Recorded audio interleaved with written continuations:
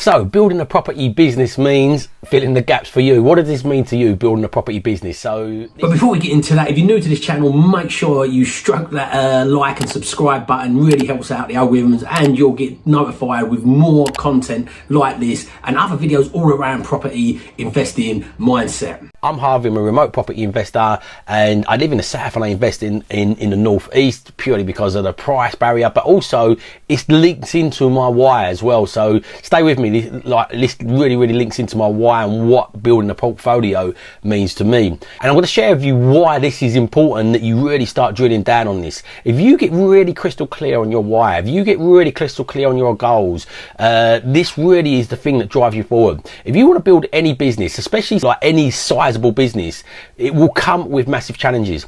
And the clearer you are on your why, the more this helps you navigate through your challenges. 80% of what we do in business is psychology, and only 20% is actually the strategy. That's not to say the strategy is not important. The strategy is very important, but understanding the psychology behind what we're doing is even more important, because if you know the strategy but you don't understand the psychology, or you don't action the strategy, then it's useless. Like, knowing and not doing is good as not knowing. And like, how many of us know how to stay fit, what to do in our next steps in our property, but don't do it? And this is the psychology behind it. This is called a knowledge action gap. There's a lady called Mel Robbins, really studies the science and psychology behind it. Read her book, fantastic book. I listen to the audio of it and then listen to it straight afterwards, like back to back, like literally I think I listened to one audio in between and then jump back on and listen to it again straight away, because it's just such a powerful book, and it studies into the science and the habit loops of what we do as a human being. So understanding like the psychology behind driving forward, because building a business, building a property portfolio entails stepping out your comfort zone. So every time you step up to a new level, you have to step out your comfort zone a little bit. And to progress all the time, you constantly got to be stretching that comfort zone. And to stretch that comfort zone, you massively got to understand the psychology behind that. And one of the big things behind the psychology is really getting crystal clear on your why. If you know what your why is, that's really going to internally drive you. Because again, about 90% of what we do comes from our subconscious mind and the programming that our subconscious mind has received. A lot of this programming that our subconscious mind has received is unconscious. It's happened over a period of time, like unconsciously. So school teachers, friends, parents, TV programs you're watching, all this stuff starts chipping away at your subconscious mind. This is why Jim Rohn used to say, guard the gateway of your mind really carefully, so the things that keep on coming into our mind will show up. So if you've got people around you, like parents constantly saying like money's the root of all evil, or money don't grow on trees, and you've got to work hard, like and life's tough, this stuff really starts implanting your subconscious. Or if you're constantly watching TV programs or you're reading certain types of books. So this plays a massive part in it. But again, if you get really clear on your why and you write your why down, you see your why, like my why is on my phone. So on my phone as a screensaver, what I've done is I've put all my apps across to one side, and my why is on my screensaver of my phone, and it's got a little picture image like links to that why. And so every time I go to my homepage, I can't see any apps. I can just see this image and my why on the page and my values on there. And I remember reading, I've read tons of books and loads morning OS. I've read tons of books and loads of these books kept on saying about having your why, writing your goals down, and having your values written down. And for me, it kept like I'm a bit dyslexic. I'm not a writer. Like I like to just action and think of things. I'm a thinker, but I don't like that side. I don't like doing that side of it. But I ultimately found it's like the gym. You might not like doing sit-ups or giving up your favourite treat, but you like the results that you get from that. What it means to you, but for me, it means living on my terms. It enables me to live life on my terms. That's not living lazily. That's not doing nothing. You have to do something. I've got a big enough portfolio that I could pretty much give it to a managing agent and do little, but that wouldn't fulfill me and I would feel very unfulfilled. So it's about living on my terms, stretching myself, and that is on my screensaver, and then my values are underneath there. And again, this internally implants into my subconscious mind. And we are, as I said, driven by our subconscious. So we've got an internal compass that really drives us forward. So the more you get clear of your why, the more you get clear of your values, the more you do goal setting, the more that implants that. And if you read your goals every day, if you go over your goals all the time, this will really drive you forward. So love to hear in the comments what your why is, why you get into property. Mine is to live on my terms, to take my son to school. I take my son to school and pick him up three days a week. He goes to preschool, so I pick him up and take him 3 days a week. I have Mondays off with him. I travel monthly, so I have a monthly break every month. And this is why I'm a remote property investor, not just because I live in the north, I live in the southeast and invest in the northeast.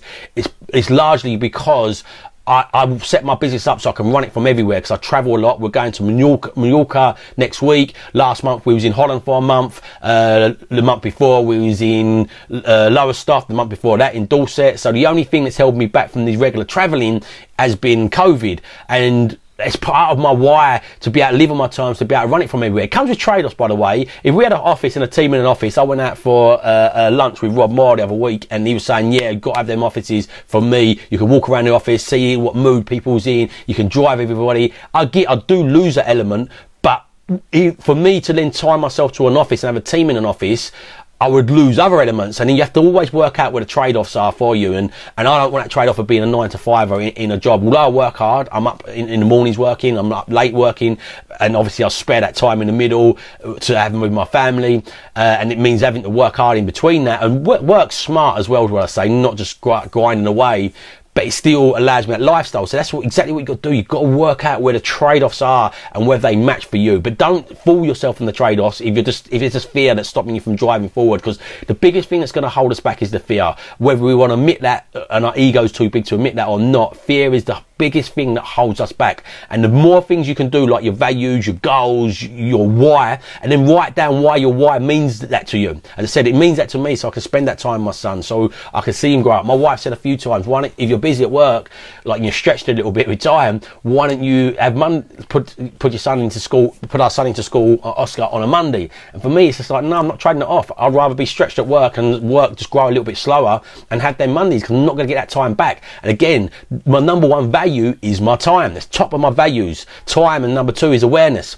So it's always being aware of when I am too stretched, or when I'm not stretched enough, or when I'm being too scared. But having my why written down and my values down really internally drives my subconscious mind on them challenging times when I feel like giving up, or I think like I'm not cut out for this, or let's just have the easier life. And it's very tempting. The thing is, when you build up a decent sized portfolio as well, and you know you could just have a residual income, it is very tempting just to sit back and live off that income as well, you know, sometimes. But the fulfillment just wouldn't be there.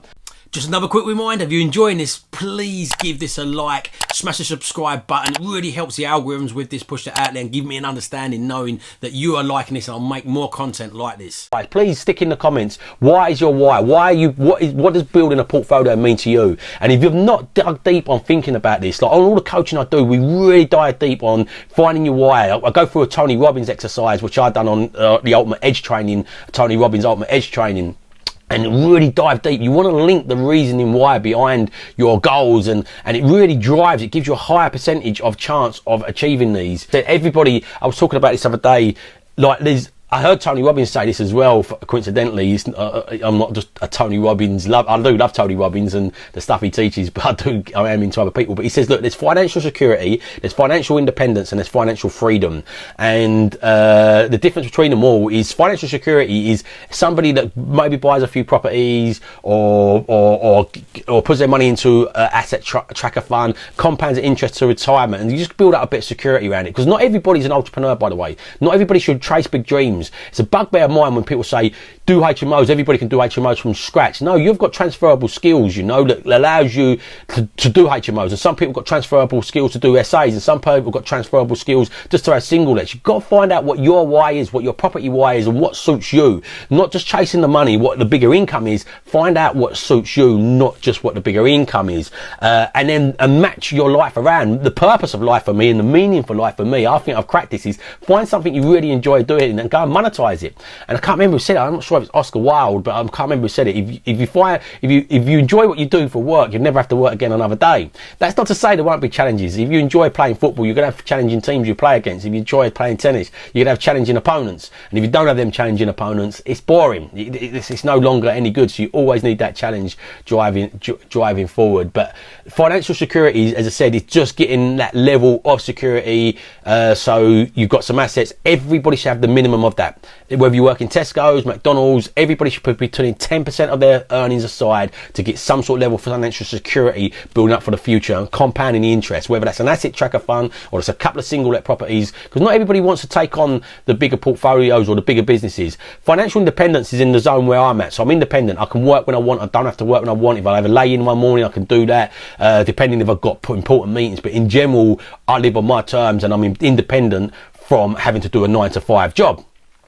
Financial freedom is literally that. You could buy yachts, planes, you can really, but yeah, financial freedom, full freedom is, yeah, you could order a jet, you could buy a jet, helicopter, and that's freedom. But each level you go up this is what you've got to be really aware of. There's levels of trade-offs at each of them levels. So financial security, the trade-off is you're not going to have as much freedom or as much enjoyment out of materialistic things, but you still have that security. But if that suits your profile, your personality, that's absolutely fine. Like, don't look at what other people are doing. Look what suits you and your innate abilities and your innate skills. Like, I've done the wealth dynamics training with Roger Hamilton in Bali, and that's all about finding out where your psychosomatic profile is. So not everybody's got a profile to build big businesses.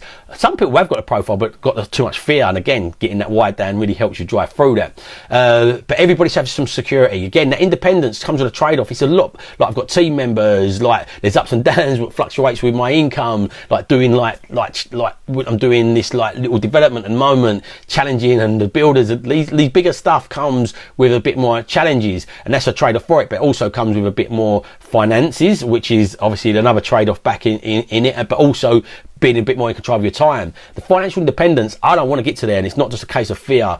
The trade-off for that is you really got to sacrifice a lot to get to that level, and often that is time. That is me not having the Mondays with my son, putting him in school, not having as much family time and things like that. And you've got to work out whether them trade-offs are worth it for you. Some people have just got that mission and that drive. The Elon Musk's, like he works ridiculous hours, and he's got that drive to make that impact on the planet, and the innate abilities to do that as well. It's like, no matter how much you want to be Tiger Woods and how much you practice, if you've not got the innate abilities to do that, you're not going to get there. And it's really bad advice when people say, put your mind to it, you can do it. Anybody can do it. I've done it, you can do it. It's like, no, you done it because you've got the innate abilities to do it, and other people can't do it because they've not got the same innate abilities. Take Michael Jordan, arguably the greatest basketball player of all time, or take Anthony Joshua, heavyweight champ. I'm not sure if he's champ at the moment, I'm not keeping up with sports, and put him in a swimming pool against Michael Phelps. They're not going to perform well. And Einstein said this: don't judge a fish on its ability to climb a tree, judge it on its ability to swim.